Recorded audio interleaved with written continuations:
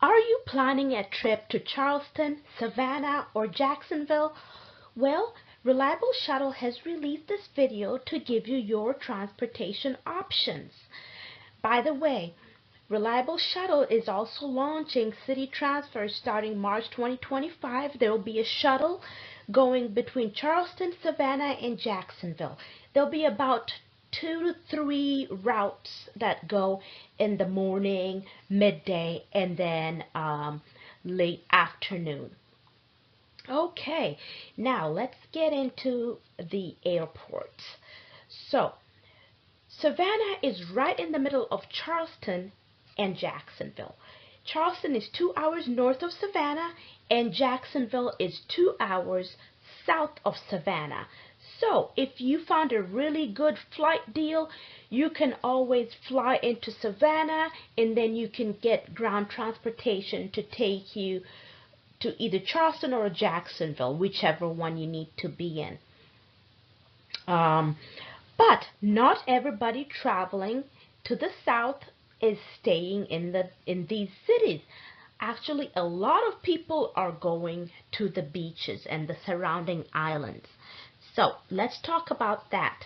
And in this video, you could see the big issue with transportation to these islands during busy months is traffic. You've got 3 lanes and 2 lanes merging and becoming 1 lane. And there's only one way on and off of these islands. So traffic can range anywhere between 45 minutes when it's normal flowing, and 2 hours when it's backed up, and 3 hours if there is an accident. It's just an ongoing thing, and yeah, you will see it if you are here during the busy months. Okay, so let's start talking about transportation to and from these islands. We're going to start with Folly Beach. Folly Beach is 45 minutes from Charleston Airport. That will be your closest airport. You can always take a Lyft, Uber, taxi, or use a private hire transportation like us. You can also fly into Savannah, which is 2 hours away from Folly Beach, and get ground transportation with us or any other company that you select. Next, we have Hilton Head Island, South Carolina. Your closest airport will be Hilton Head Island Airport. It is very small, not as many options as far as flights and airlines. But, and I also hear that it is more expensive to fly in and out of it. So if cost is not an issue, you are certainly you'll be in better shape if you flew into Hilton Head Island Airport, because you won't have to deal with the traffic. You'll be right on the island and get to your residence in no time. And your closest airport will be the Savannah Hilton Head Airport. It is 1 hour away. And if you chose to fly into Charleston, you will be 2 hours away from Hilton Head. So those are your options as far as airports: Savannah, Hilton Head Island Airport, and Charleston. Next, we have Tybee Island. Tybee Island is 45 minutes from the Savannah Hilton Head Island Airport. There have been people who have flown in via Charleston, and that is Charleston is 2 hours away from Tybee Island, so that's your other option as well. Next, we're moving further south, and it's the Golden Isles, Jekyll Island, St. Simons Island, and these are right between Savannah and Jacksonville. So you can fly into either of those airports. They're 1 hour away from the Golden Isles, Jekyll Island, and St. Simons. Another option is Brunswick Airport.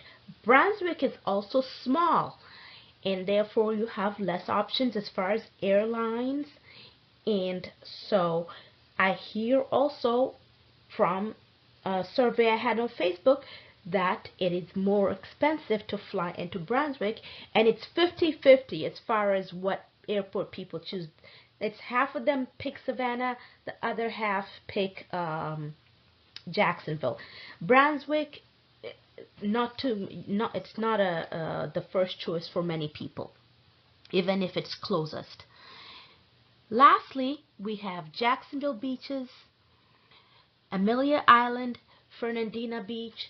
This is the furthest that reliable shuttle will take you, the furthest south. So, for these islands, they're about an hour 45 minutes from Savannah.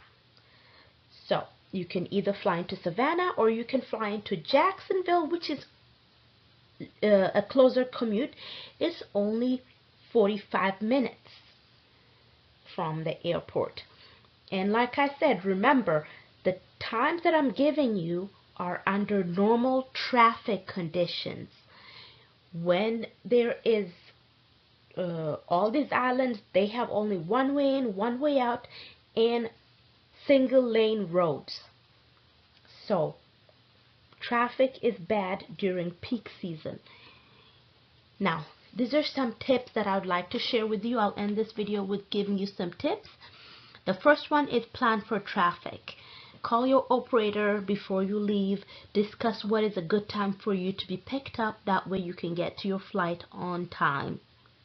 Okay? Busy times are right after spring break, holidays, and of course the whole summer. Next is reserve your transportation ahead of time. If you're flying into the airport, it will be easy enough for you to get an Uber, a taxi, or a private hire transportation. Actually, most private hire transportations, they don't hang around the airport. We've already got our bookings, so we only go with prearranged. Now, if you arrive and you don't have any transportation, you can take a taxi, Uber, or Lyft and get to the island. The issue is getting back from the island to the airport. That's a big issue.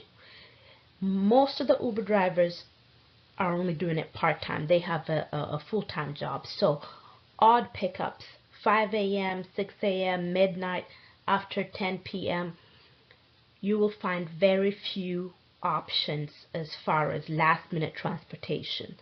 So book your transportation ahead of time. That way you don't have any issues. The average rate that I've seen, like I was in Hilton Head Island, and it was a Saturday morning around 9 a.m. and the going rate for transportation was $250 on Lyft and Uber. There just weren't any drivers for that time, so the rate was ridiculously expensive. Okay, last tip for all travelers: if the operator has their own website and they have their own booking site, book directly through them. When things do not work out and travel has to be rearranged, the third parties are not always able to make those changes and adjustments for you because they don't have the operator's schedule. So a lot of times you will be stuck, as they won't be able to accommodate a change. They don't know what new time slot to book you. Okay? So, and this has happened quite a few times. I had a gentleman, his flight was delayed. He had booked through a third party. He couldn't get change to be picked up 4 hours later. We went to the airport. He was a no-show. And then 4 hours later, we go pick him up. Turns out it was the exact same name that we were picking up from our third party, and he just wasn't able to reschedule his trip in such a short time, because like I said, the operator does not have the third party does not have the operator's schedule, so they cannot really make changes. Likewise, I was on an international trip, and the flight got canceled, but the person at the counter was able to help us and make new arrangements.